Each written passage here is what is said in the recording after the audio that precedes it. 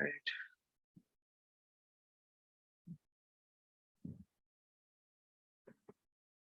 Hey, everybody, just going to give it a few minutes for folks to hop on. We'll get going shortly.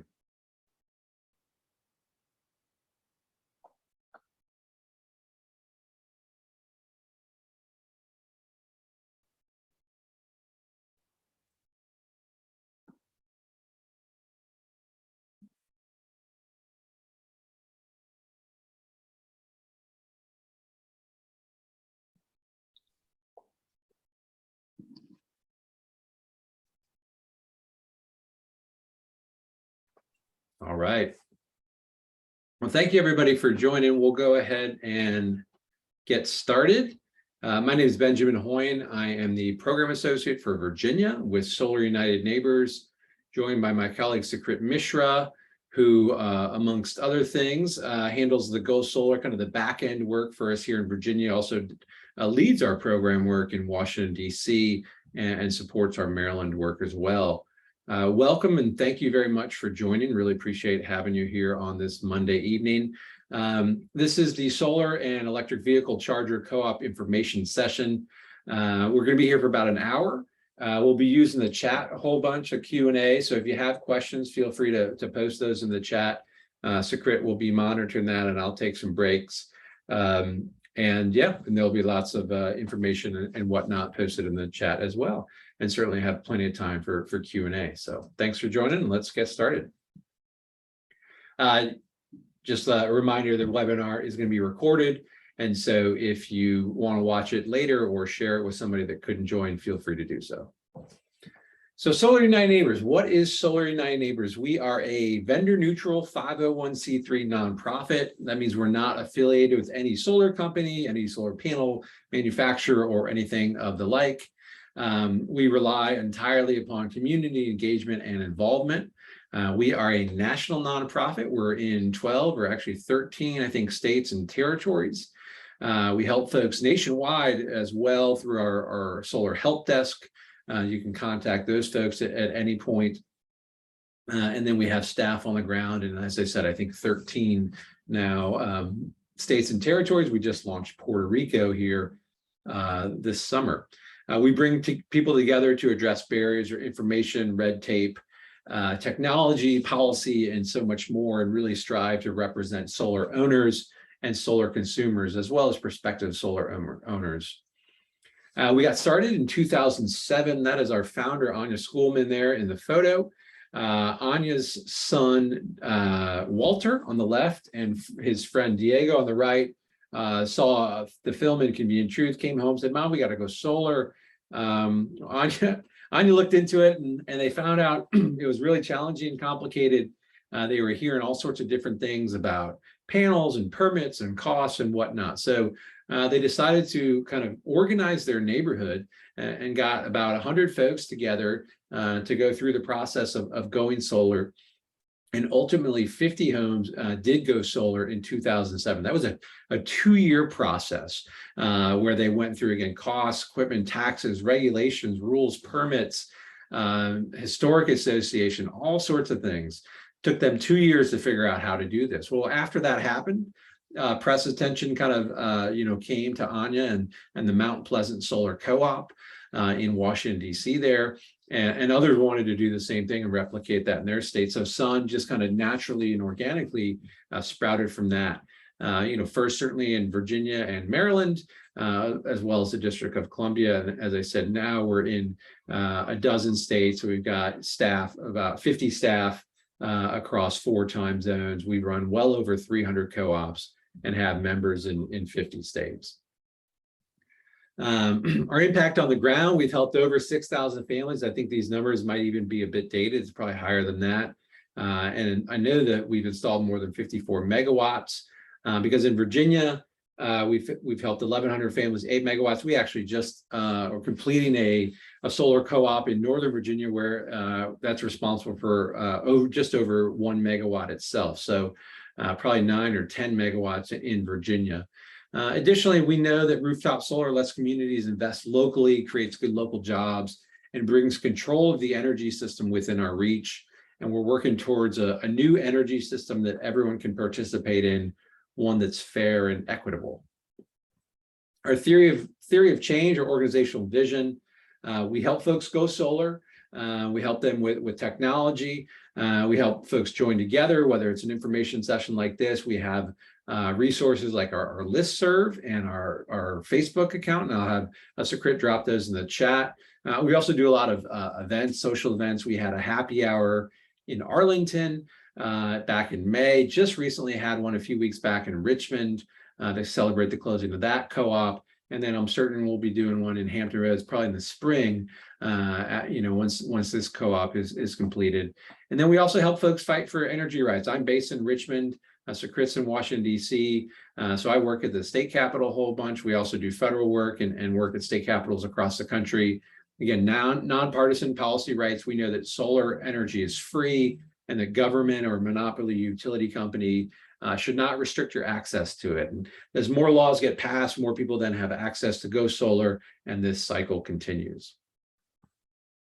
So basically what we're going to talk about today is how solar co-ops work, solar technology, batteries and electric vehicle chargers, and then the economics of going solar.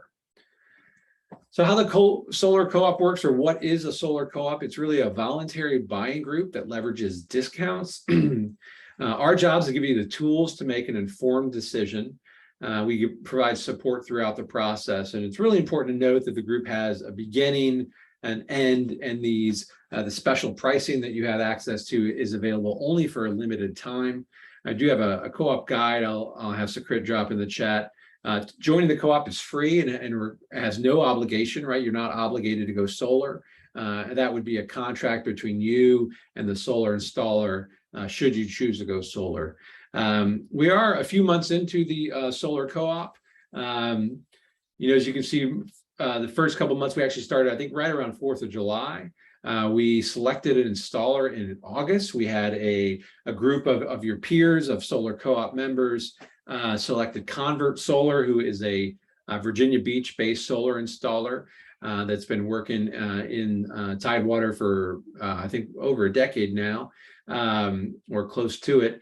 And so Convert Solar is the selected installer for this co-op.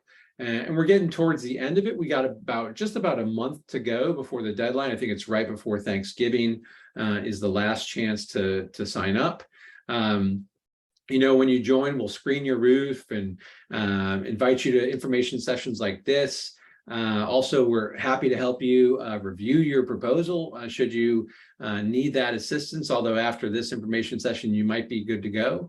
And then eventually you'll get an installation. I think mostly they're looking at installations in 2023 at this point. And then, as I mentioned, have a party in the spring of 2023. All right, again, if there's, I see a few comments in the chat. Maybe those are from Sukrit. Is there any questions I need to address before moving on? We did get one question on Convert Solar's latest bid on the co-op. I'm not sure if you can disclose that to the general public, but Ben, you're welcome to speak more on it. Yeah, as a co-op member, certainly we can make those prices available to you. It's not something we share on these information sessions. And I'll be honest, I don't have the numbers in front of me or off the top of my head. I think as a general statement, we usually see prices that are kind of 15 to 20% below market average. And the reason for that, and we'll get into this a bit later as well, is because, again, we're bringing a group of folks together that are, in essence, customers that are informed and potentially ready to go solar. And so we do a lot of that legwork for Convert Solar, and that's why they're able to offer such a good price compared to kind of market price that you would find in Hampton Roads. Thank you, and that's about it for now. All right. And then in terms of solar technology, how do solar panels work? So today we're talking about solar photovoltaic or solar PV, which converts solar energy to electricity. This is the majority of today's solar market is PV technology. You might hear about solar thermal, especially in Hampton Roads, which is popular residential for heating a pool or heating water, but that's not what the co-op is focused on, nor what we're talking about. First and foremost, you have a solar panel, and when you have a group of panels, it can be known as a solar array. The image on the left is really just important to note that there's a lot of protection for the solar cells in the middle. You see the frame and the glass and all sorts of things. And that's really to show to you, to demonstrate that solar panels are really strong and they can withstand a whole bunch of wind and hail and other type of damage. And panels generally are about 3 by 5 feet, although some have grown to be about 4 by 6. They're usually around 40 pounds and they're measured in wattage. Now, also important thing to note is that panels generate electricity in direct current or DC. And in terms of wattage, panels, solar arrays or solar systems are usually discussed in kilowatts or kW. You can see the image here. You have a 3.6 kW solar panel array. So that's 3,600 watts.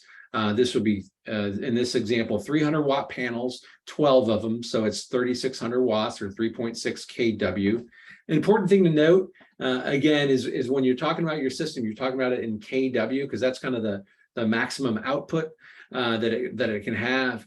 But it's not based on the number of panels, right? And so in this example, these are 300 watt panels and there's 12 of them. I could get the same 3.6 kW with 9 panels that were 400 watt panels, and 300 watts, 400 watts, that's kind of the general range for panels these days, a little bit over 400 as well.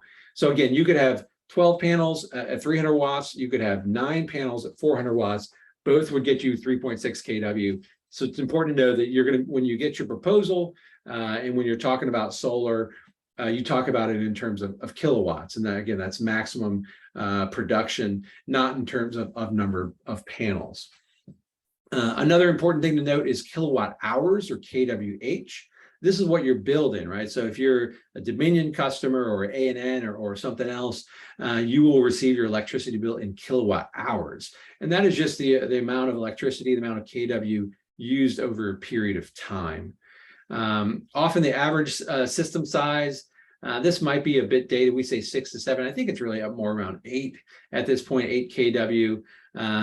But it's based on, your specific goals, the site, do you have roof space? Do you have yard space for a ground mount, all sorts of things, your budget, how much of your annual consumption you want to cover. There's a whole host of things that go into it. So I personally, I have a system size that's just a little over 5 kW, about 5.1. I've got 2 kids. I got an old house with no insulation, but frankly, that was about what I could afford. And other folks could have 10 kW, 15 kW, 25 kW is the max for a residential system. And once you get over 15 kW, you start to have something called a standby charge, which we could get into later if you were going to have a really large system. After your panels, kind of the most important thing is the inverter. The inverter is really the brains behind your system. Additionally, it converts the solar electricity, which I mentioned is in direct current, DC current, to alternating current, AC, because that's what your home works on. So the inverter conditions the energy for use in your home. There'll be a few different, potentially a few different inverters that the installer might recommend. Usually there's 1 or 2 options available to co-op members. They're all pretty standard. Usually it's a Solar Edge or an Enphase or something like that. And as I mentioned, the inverter is kind of the brains of your system. It monitors the production. If you have micro inverters, it can tell if the production goes out on an individual panel. And so really what the string inverter on your left, that's more common in a ground mount. What you're most likely to see is a string inverter with a DC optimizer or a micro inverter. And then finally, there's a racking system, assuming you're going to be mounting the solar array to your home, to your roof. This is an asphalt shingle roof, the most common type of roof in Virginia, and the most common type of roof for solar to be attached to. But you don't have to have asphalt shingle. You can also have a standing seam metal roof, like you see in this photo. Also, rubber membrane roofs can work quite well. The one roof type that is really complicated for solar is a slate roof. Slate is very fragile. It's a really challenging install, and many installers do not work on slate. So if you've got a slate roof, you might want to check out the potential for a ground mount. They're more expensive, more complex. Finally, an important factor, important piece of the solar array is your electricity panel, your electrical panel. And this is where your solar system connects to your home, right? It's a really simple connection made into your panel. Most homes don't need electrical system upgrade, electrical panel upgrade before going solar. But your installer, they will ask for a photo of your electrical panel. So don't think that's strange or think something like that. They're gonna look at it and see if you have space for the breakers to add and all sorts of stuff. If your panel's outdated, your installer will recognize that pretty quickly, and they'll let you know how to go forward. So we're all talking about, roofs, solar being affixed to a roof. So, what makes a good roof for solar? First and foremost, the thing we look at is the orientation or the direction that your roof faces. The best direction for solar is southerly facing, but west also works really well, and east can work as well. Northerly facing roofs don't generally work all that great, and that's because we're in the northern hemisphere. The sun generally circles the equator, and so you get a lot more solar exposure on the south side of your roof. Additionally, you want to have little or no shading, especially during those peak solar generation hours, about 10 a.m. to 3 p.m. You want to make sure you have enough space to mount panels. So that's not just roof space, but that's space free of dormers and gables and other kind of different planes, which can make for a more challenging installation. And you don't need a new roof, but you do need a newer roof without significant damage. We usually recommend a minimum of 10 years of roof life remaining. About half the cost of solar is in labor. And so if you're going to get a new roof in just about 5 years or whatnot, it might make sense to wait until that time. Your solar array is expected to last usually about 25 years or more. And so it's a long-term commitment and something you're not going to want to be taken down in just a couple of years. As far as a ground-mounted system, if for some reason rooftop does not work for you, or you have the space for a ground-mounted system, there's some really good benefits to that.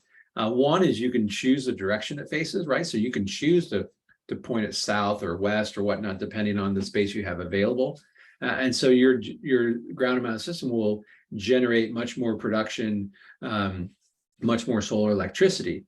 However, it's also a bit more expensive. You can see the racking system that was built here, kind of the frame, right? So that's just extra materials because there's not an already built roof that they're attaching to. So plus materials and labor to build that. Additionally, it's farther away from your electrical panel, farther away from your meter. And so the electricians are going to have to run wire. They're going to have to trench, trench in your ground, in your dirt, and run wire. And that's just, again, labor and materials for that. So it is more expensive, but it's also usually better producing. So you have two trade-offs there with ground-mounted systems. Works well if you have the space. If you have a bit more land and a bit more room, it can be a good option to pursue. Some frequently asked questions we get, what are the warranties like? As I mentioned, usually solar lasts for at least 25 years. And so the panels are going to have a 25-year production warranty where they're going to maintain a solid efficiency. They've got no moving parts, so there's not a lot that can fail or degrade. Usually get a manufacturer's defect from 10 to 25 years. And so that might be something that doesn't affect the solar production. Maybe there's a piece of metal hanging off the side or something like that. Your inverters will usually have a 10 to 25-year warranty. And then the installer will often give you a workmanship warranty of 3 to 10 years. That would protect against something like a roof penetration, right? If for the asphalt shingle roof, as example, some nails need to be hammered into your roof. And if that caused a leakage of any type. And the good news about this is usually if something's going to happen, it's going to happen fairly quickly. And so even a 3-year or 10-year warranty should cover you. These are really maintenance free. You don't need to clear snow. The rain will keep them clean. As I mentioned, they're hail resistant. You can do online monitoring with an app on your phone where you can see the production in real time. Don't need to get up on your roof. If there's an outage or you see a decrease in production that's significant, you'll be able to, again, tell that with your phone, and then you could call the solar installer and get in touch with them. Homeowners insurance is an important piece here. The solar array does become part of your home, so we encourage you to contact your homeowner's insurance company and let them know that you'd be going solar. We found that most insurance companies, kind of the industry standard, is for your insurance to either not rise or rise slightly. There is one national company that we've heard does have a significant increase, and if that's the case, we just encourage you to shop around. Although hopefully that is changing and they're no longer doing that, but I haven't heard one way or the other. HOA, the good news is if you're in an HOA, we've actually done work at the Virginia General Assembly through our Fight for Energy Rights to make it more challenging for an HOA to block or restrict your access to solar. If you have specific questions, feel free to email us at vateam@solarunitedneighbors.org, and we can share that legislation with you and kind of talk you through that. And if you're in a historic district like Colonial Williamsburg or something else, just encourage you to talk to the installer. They have a lot of experience, in the permitting process, working with these jurisdictions, and they can walk you through that process, no problem. So a quick recap of the important terminology we have here. Your solar array generates solar electricity in DC form. It goes to the inverter to convert it to AC. It goes to your electrical panel. And then first and foremost, that solar electricity will be used in your home before it goes anywhere else. So your home has the right of first refusal, so to speak. If there is additional electricity, it would then flow through your meter and onto the power lines or onto the electrical grid, as we like to say, onto the grid. So if you have a surplus, like let's say in the afternoon or midday, you're generating so much electricity, you're not using it all, your house would use everything it can. And then once your house is done, it would send the remainder onto the grid. If you're not generating enough, maybe a cloud passes over, or it's a rainy day, or you're generating partial, then you'll pull electricity off the grid, off the power lines to feed your home, but you'll still be using whatever comes from your solar panel. So maybe you're using 50% from your solar panels and 50% from the grid. Your meter is in kind of a constant balancing act between the solar panels and the grid to keep your home balanced. And that kind of leads us into something called net metering. And so net metering is kind of the net of the total of electricity flowing through the meter. So you'll have a bi-directional meter, which you would get from your utility company. Many utility companies have already installed those preemptively. And so you might already have a bi-directional meter. And that just means that electricity can flow through in both directions, bi-directional. And so again, solar electricity flowing onto the power lines, onto the electrical grid, and then obviously kind of the standard electricity flowing from the power lines into your home. And so at the end of each month, the net of that, right, how much flows right versus how much flows left, and what's left, the net of that is your total net meter. So the great thing about this is, right, is all the solar electricity being used in your home is electricity you're not pulling from the grid and not paying for.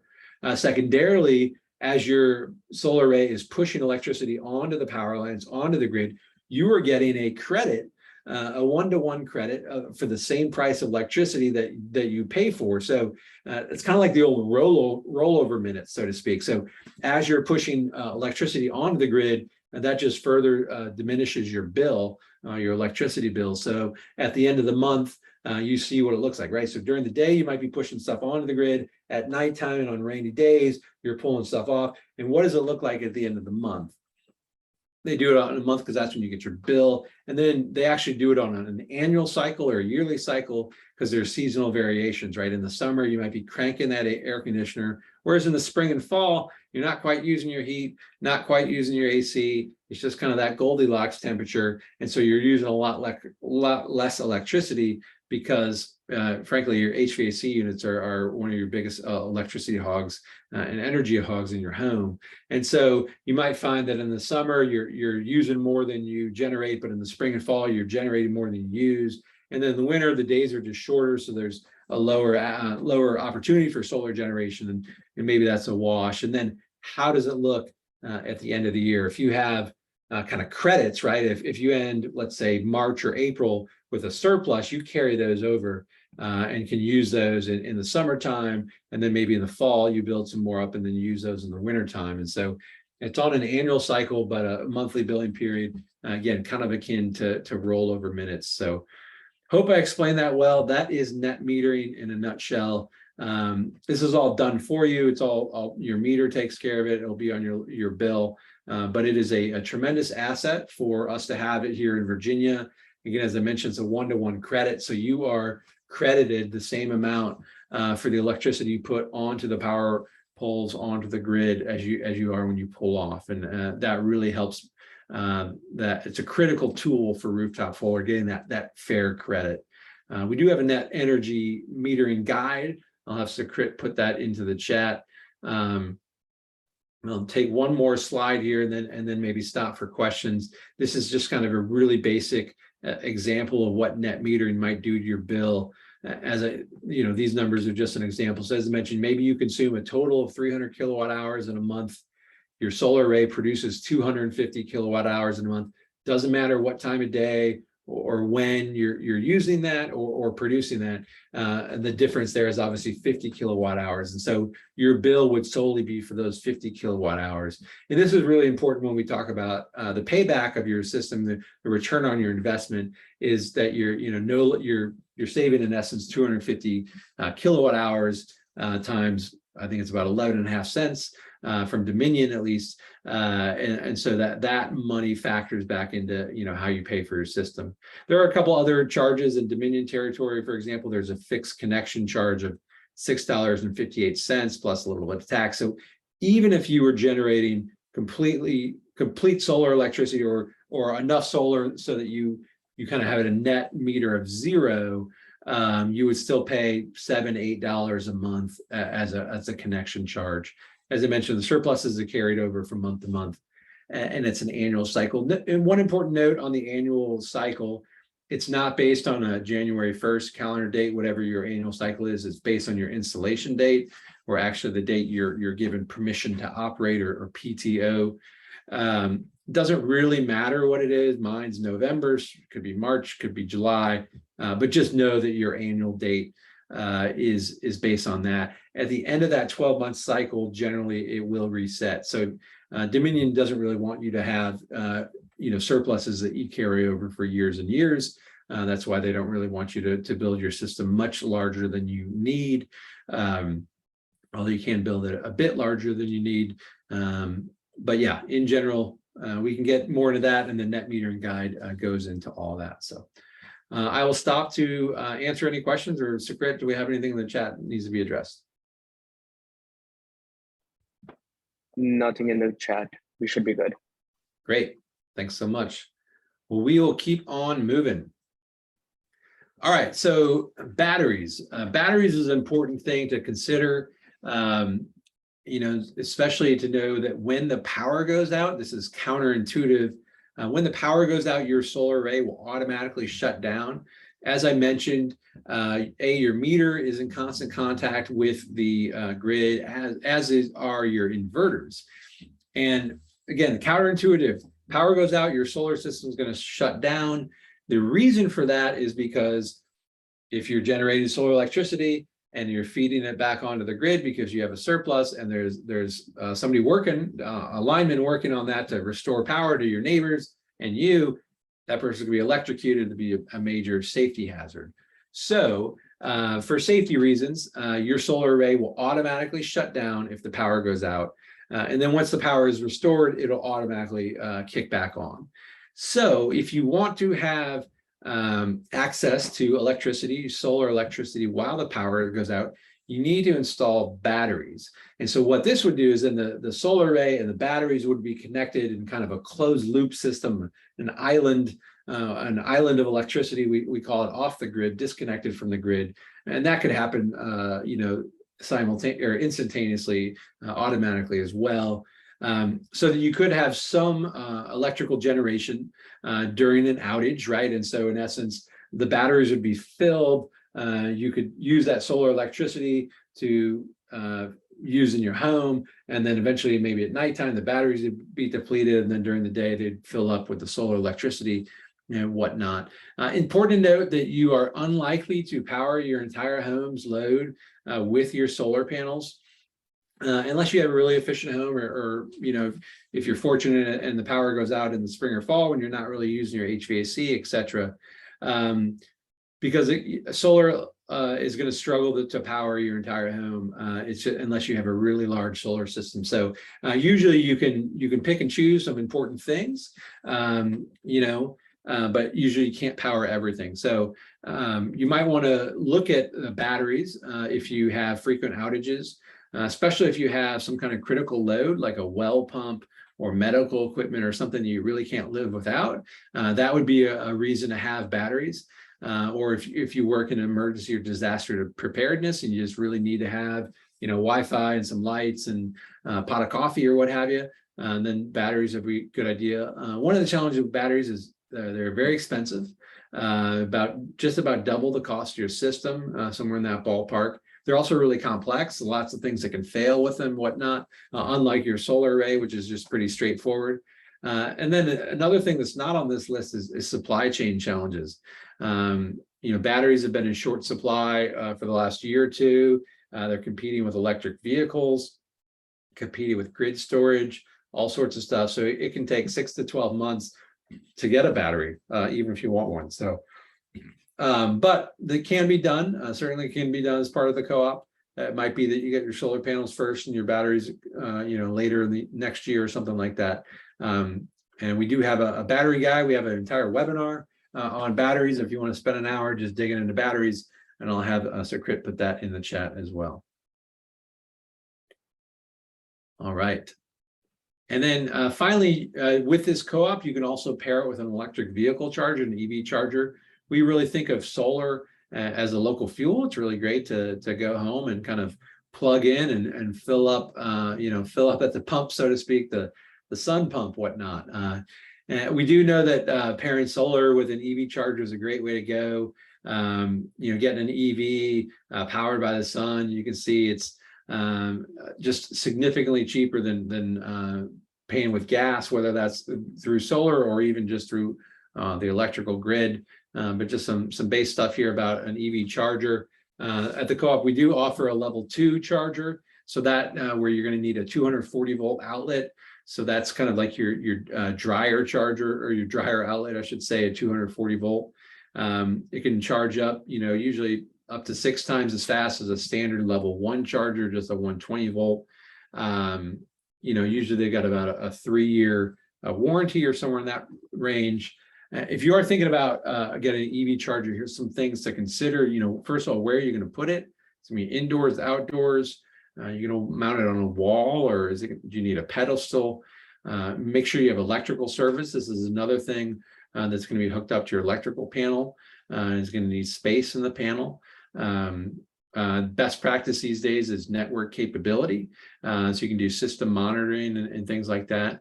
Also, make sure your cord's long enough, right? The worst thing you could do is install it somewhere and then be like, oh, it doesn't reach my car when I park it this direction or that direction. And then you got to start over. So just some important factors to consider. I don't know what the EV charger costs in this co-op off the top of my head. Again, that would be available in the proposal, but usually they're $500 or a bit more, and then installation, electrical work can be that as well, ranging from $1,000 to $2,700. I believe due to the Inflation Reduction Act, the IRA that passed in August, there has been a tax credit that has been resurrected that previously expired last year, at the end of last year, but now has been renewed and continued in 2022. And so I think that is 30% up to $1,000 or $2,000, so maybe $300 or $600, somewhere in that range of a tax credit, federal tax credit. for an EV charger. I'll stop real quick to see if there's anything else in the chat. It's a great. We just had one question come into the chat, and John wants to know, is there any day-to-day difference between installing a 30 or 50 amp outlet and cord to go with your EV versus a hardwired EV charge unit? Sorry, can you say that again? Sure. So John wants to know if there is any day-to-day difference between installing a 30 or 50 amp outlet and cord to go with your EV versus a hardwired EV charge unit. So this would be a hardwired EV charge unit. I think the example we say is a 30 to 50 amp might be what you need available in your electrical panel.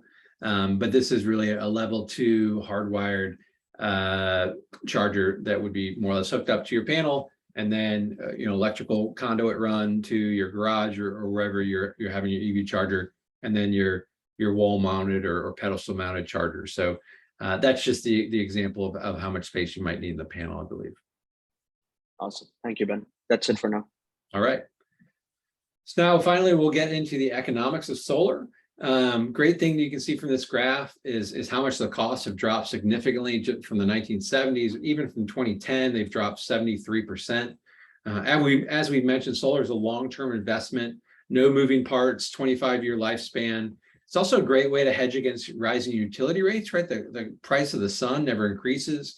We've seen Dominion this year. I think it's about a 9% increase to rates due to the global rise in natural gas prices. So as a solar owner, that's something you're really protected from and insulated from. And so when we talk about a return on investment on average is usually 9 to 13 years, that's based off a 2 to 3 year increase in electricity prices. So when prices are increasing 9% rather than a traditional 2 or 3%, you're going to see your ROI is going to pay back even faster.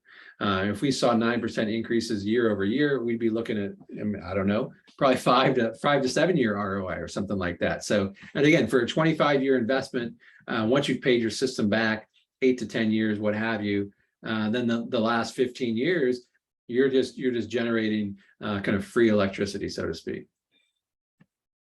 Breaking down the cost of solar, this is kind of what I was referring to earlier in terms of why the co-op is able to access such great pricing, is that we really help reduce the soft costs, and that's kind of the marketing and staff expense that Convert or any other installer has to spend to generate leads, so to speak, solar leads. And we're here doing this work, try to help folks go solar, and help folks fight for energy rights and really build an army of solar champions across the Commonwealth and across the country. But the soft costs have largely remained the same, right? Year over year. Labor costs have gone down slightly, but most importantly, the system components have gone down a whole bunch since 2010. They've probably just about flatlined really since then. I mean, since COVID, due to supply chain challenges and inflation and everything else, prices have not really decreased in the last year or so. They've generally remained flat, but they've even started to increase, which again is another great reason to get in the co-op. Is every penny saved is a great thing, especially when you're talking about a $15,000, $20,000 purchase. 20%, 15% off that might save you several $1,000s. Here's an example pricing sheet. There's a lot of numbers on here. I don't want you to get lost in the numbers. Really, I just kind of want to talk about the basics so that you can understand a proposal when you get it, kind of and how an investment pays you back. So we're going to look at the right-hand column. That's the 8 kW column. As you said, that's about the average size here in Virginia.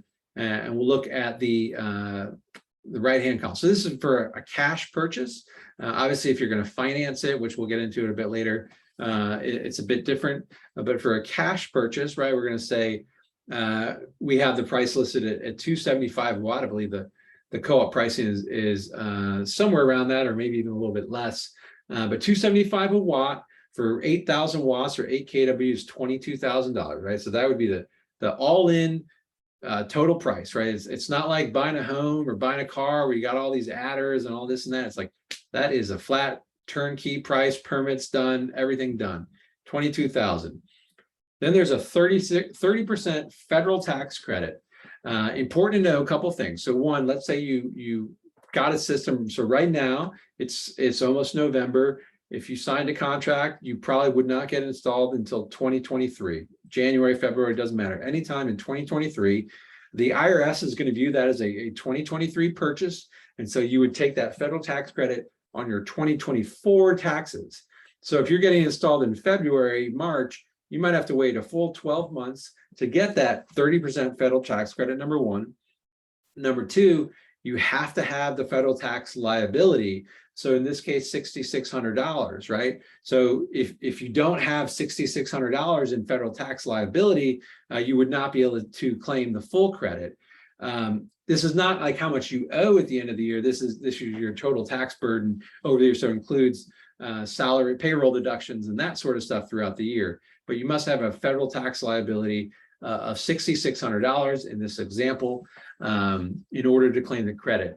I will note that if you can't claim it in 1 year, I believe you can roll it for up to 5 years. You can roll it over. So you can, hypothetically claim $1,000, $2,000, what have you, a year for up to 5 years. I will also say I'm not an accountant, and I encourage you to speak to your financial professional. But this is how the federal tax credit works. It is paid upon when you file your taxes the year after your installation was installed. So that brings our net cost in essence to a little over $15,000. We look at electricity savings, and again, these are based, I think, on a 2%. In this example, 2% increase. You can see the star at the bottom in electricity rates. As I mentioned, Dominion is increasing 9% this year. So this number, your estimated savings would actually be a lot higher than this. But we're pretty conservative in our numbers. We don't want to overinflate or anything like that. So 1 year savings of $1,100, a 10-year savings at a 2% growth rate is not quite $12,000, or a lifetime saving is a little over $32,000. So again, if you're in 10 years, just on the electricity savings, you're almost making your money back. Additionally, there's something called a solar renewable energy credit, and we get into this a bit more in a minute. But a solar renewable energy credit, or an SREC, is in essence, it's a, no pun intended, it's a credit that you can trade on kind of the open market. So in essence, like Wall Street, right? You are producing renewable energy in the Commonwealth of Virginia, and that has value. There are companies like, whether it's Amazon or Google or anyone else that wants to power their data farm, their warehouse, what have you, on 100% renewable energy from the Commonwealth of Virginia. They can they can take credit, I should say, for your solar electricity that you've generated. This only happens one time. You only get a kind of minted credit one time, and you can sell that on the open market. At an 8 kW system, it's based on your generation, but you might get 8 to 10 SRECs a year. SRECs, variable, how much they trade for, kind of the max would be about $75 per SREC. Let's say it's $50 per SREC. If you're 10 a year, that'd be $500. Here, there's a lot of ways you can do it. You can take an upfront lump sum payment for a little bit lower rate. You can play the market, see how it goes. You can take a 3-year payment and get a medium payment there, and then in 3 years start playing the market or whatnot. So again, a lot more confusing. We have an SREC guide we can put in the chat as well. But the basic thing to know is that it's another way to generate revenue and another way to pay back your investment. The tax credit, as I mentioned, the great news, it is no longer decreasing. So when we did this just a few months ago, the credit for 2022 was 26%. It went down to 22% next year, and then it was going to be 0% in 2024. But due to the Inflation Reduction Act, the IRA that passed in August, it is now 30% and will be 30% for the next 10 years. So no worries on that. That is great news. Financing. If you are going to finance your system, that's a great way to do it as well. Obviously, the ROI is a bit higher. because you're financing the system. We do not finance systems, Solar United Neighbors. We can just let you know that kind of some common ways to finance systems are home equity line of credit. You can refinance your house. There's other types of just standard conventional loans. The installers, convert's going to offer financing. And then there's also some credit unions that are specific to solar or renewable energy. There's the Clean Energy Credit Union, which gives out loans for solar installations, electric vehicles, and that sort of stuff. And then Community First Credit Union, also known as Easy Solar Loan. Those are two credit unions that specialize in solar. We also have, again, a financing guide, and we'll have Sakrit drop that into the chat. And I will pause to see if there's any final questions. It's been pretty quiet, Ben. No questions at this point, and I'll just drop the link to join the co-op. But yeah, I think that pretty much wraps it up. Just give me Great. 1 second. Yeah, so in terms of what you can do next, again, certainly join the co-op, as Sakrit mentioned. Stay tuned for updates. Tell your friends and neighbors. As I mentioned, we have about 1 month to go in the solar co-op. It's a great opportunity to go solar at a steep discount. Additionally, if you happen to be in Virginia Beach, we will be there. I will be there, I should say, on Monday, November 14th at the New Realm Brewing Company, I think on Craft Lane or something like that. But we'll have that information on our website. That's an in-person info session, the same stuff you just heard tonight, but with beer involved. But if you have any friends or family or anyone that wasn't able to attend this, or you just want to come and hang out, you're welcome to do so. Again, Monday, November 14th in Virginia Beach. And so with that, I will say thank you. Thank you, Sakrit, for all your help. Thanks for attending and giving us an hour of your time on this Monday evening. And we really appreciate it. And you're always welcome to contact us at vateam@solarunitedneighbors.org. Sakrit? And Ben, just a couple of things. Sorry to interrupt, but the event in November, I just dropped a link to RSVP for that. And as for the co-op closing date, I believe that's November 18th. So there's still time to join the co-op and spread the word. Great. Thanks, Sakrit. Thanks, everybody. Hope to see you soon. Take care. Thank you.